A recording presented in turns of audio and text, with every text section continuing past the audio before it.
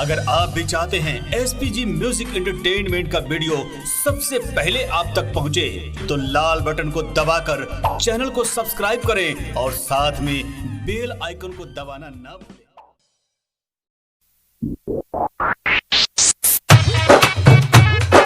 तोरा ले बाजावन हमर तोरा ले बाजावन कंचन राज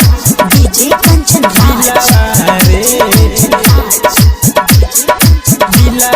नीम चौक चौसीमा वैशाली हमारा है जेकर मुस्कानवा रे तोरा ले बाजावन हमर दिलवा रे नाम रहे जेकर मुस्कानवा रे नाम रहे जेकर मुस्कानवा हा तोरा ले बाजावन हमर दिलवा रे नाम रहे जेकर मुस्कानवा रे हंसी के हंसा के हम के फंसा के गइले उ हम के रोआ के रे तोरा ले बाजावन हमर दिलवा रे नाम रहे जेकर मुस्कानवा रे तोरा ले बाजावन हमर म्यूजिक डायरेक्टर कंचन राज दिलवा रे नीम चौक चौसीमा वैशाली नाम रहे जेकर मुस्कानवा रे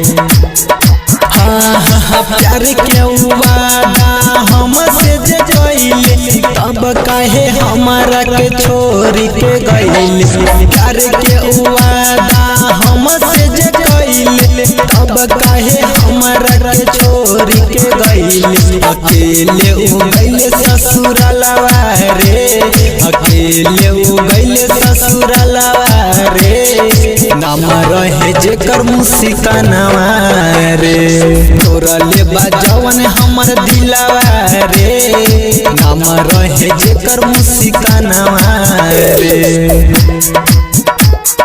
नाम रहे जेकर डीजे कंचन राज मुस्कानवा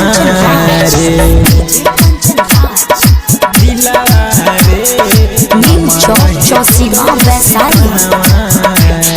घने संतिवारी जाके के करा से कहीं जी के बिहारी बोल कैसे हो रही घने संतिवारी जाके के करा से कहीं जी के बिहारी बोल कैसे हो रही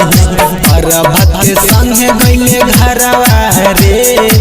अरभत के संगे गइले घरवा रे नाम रहे जेकर मुस्कानवा रे तोरा ले बाजावन हमर दिलवा रे नाम रहे जेकर मुस्कानवा रे Goswami digital recording studio Shiv.